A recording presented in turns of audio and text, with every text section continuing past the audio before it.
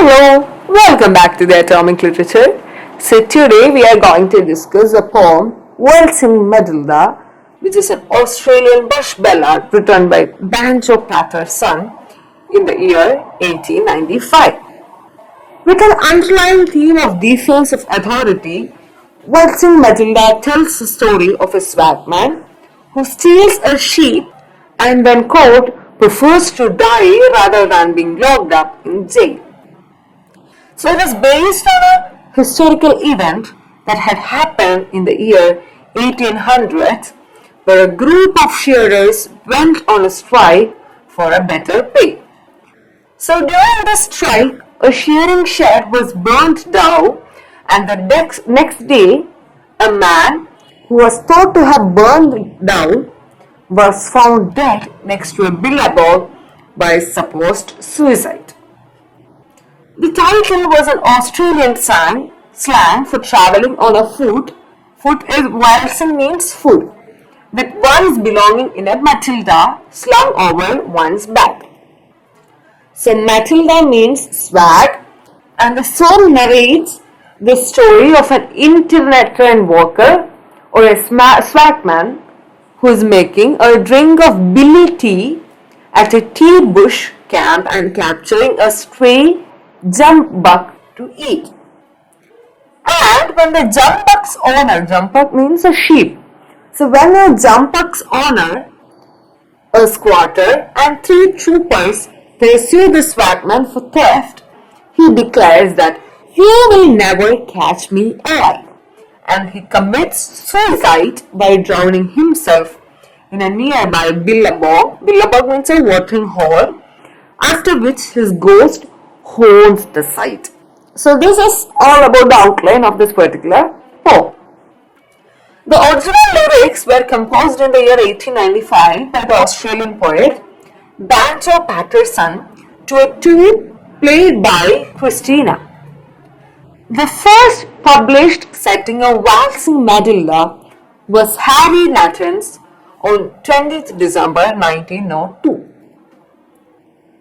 Nathan wrote a new variation of Christina's melody and changed some of the words. So Sydney T. Merchant Jane Inglis wanted to use Waltzing Matilda as an advertising jingle for Billy Tea. So later, the extensive folklore surrounds the song and the process of its creation to the extent that it has been its own museum, the Waltzing Matilda Centre in Winton in the Queensland outback, where Paterson wrote the lyrics. The song was first recorded in the year 1926 as performed by John Collinson and Russell Carroll. In 2008, this recording of Waltzing Matilda was added to the Sounds of Australia registry in the National Film and Sound Archive, which says that there are more recordings of Waltzing Matilda than any other Australian songs. So now we will move on to the analysis part, which will tell you about the literary devices, the figurative language and the imagery used in this poem Waltzing Matilda. It will also have certain reflections of thoughts and feelings on this particular poem. So in the title meaning means waltzing refers to the swagman's travels, or in other words, he waltzes about seeking work. The second word Matilda is another name for a swag or a pack that he carries around.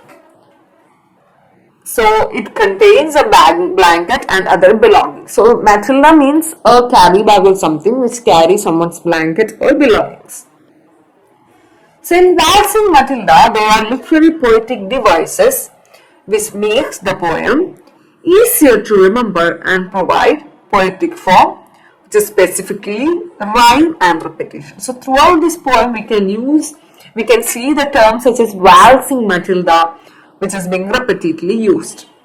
Like there are certain lines like Waltzing Matilda, Who will come a waltzing Matilda with me? So this particular line is being repeated several times in this poem.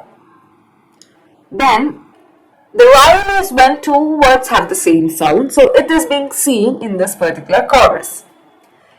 An example of two phrases that rhymes from waltzing Matilda is under the shade of a coolibah tree, and who will come a waltzing Matilda with me?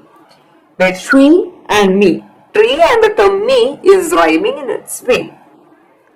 So this rhyme helps the poem sound better and establish a beautiful poetic form. So while we are listening to these repetitive lines, it is so attractive and it is so much soothing to the readers of this particular poem. And in Waltzing Matilda, the chorus, also known as the refrain, is repeated 4 times. So this helps the reader remember the words of this poem, and it uses the literary devices of rhyme and repetition to help the reader remember the whole story. There are figurative devices in this particular poem, specifically the Australian slang and the irony that appeal to the Australian sense of humor and provide meaning. So there are loads of examples of Australian slang which is seen throughout the entire poem. For example, the phrase waltzing Matilda, which could have meant either carrying a swag around the countryside or carrying something you have stolen. In the poem, both of these meanings are implied because the swag man is a man who walked around Australia with a swag, but he also steals a sheep and put it in his tucker bag. So basically the swag man means, or the swag or the phrase waltzing Matilda can be used in 2 words, 2 senses. That one can be meant as like swagging around the countryside, or later on another meaning is something like carrying something which is stolen. So here in this particular poem, both these meanings can be implied because here this man is stealing a sheep and he is wandering around Australia with a swag. The use of this slang helped the Australian reader at the time that he wrote it understand the story very easily. So this was very much welcomed by the audience in Australia because of this slang which is being used in this particular poem. So the irony is used in the poem to appeal to the Australian sense of humor.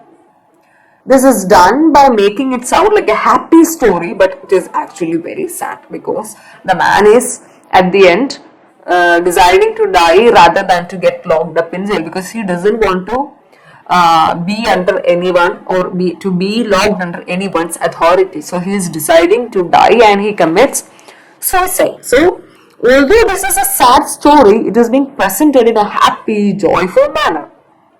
So that itself is ironic in its way. Waltzing Matilda uses slang and irony to help the reader understand the meaning of the poem in a deep way. It uses imagery to paint a picture in the reader's head. So while reading this particular poem, we are able to visualize the whole lines which is being portrayed by the writer. We can see a swagman who has stolen a sheep, who is who wants to die rather than to get locked up. So we can visualize all the single images which is being shown in this particular poem. So the imagery involves the use of words and phrases that activates the reader's senses and emotions. In the poem, the sense of sight is activated with the use of phrases such as billabong, the shade of a coolibah tree, grab him with glee, which helps the reader see what is happening in the story. The sense of sound is also engaged when the troopers talked to the swagman. Who is the jolly jumper you have got in your tucker bag? So this man has stolen that sheep and put it in the tucker bag. So we can see the troopers and police who is questioning the swagman, who is the jolly jumbuck you have kept it in your tucker bag. Then, personally, I think the author's message is that the swagman chooses to live how he wants. This is how I think the writer is trying to portray, because the swagman doesn't want to be under someone's control. He steals a sheep for food, but then decides to kill himself just to stop being caught by the cops. So he doesn't want to get locked up. So that is the only reason he is deciding to end his life. So personally I have liked this poem because of all the Australian slang and the humor, especially how it has been turned into a song. That is what attracted me the most. So it is considered as a great Australian bush ballad, and it should be passed on to the other people in the community. So I hope you all have liked this poem, Waltzing Matilda, which is a very joyfully and freshly presented by Banjo Paterson with a very sad and gloomy story behind it. So I hope you all have clearly understood the entire poem and the message which is being conveyed through this poem. And now we will meet with another episode. So please do like, share and subscribe. So see you all.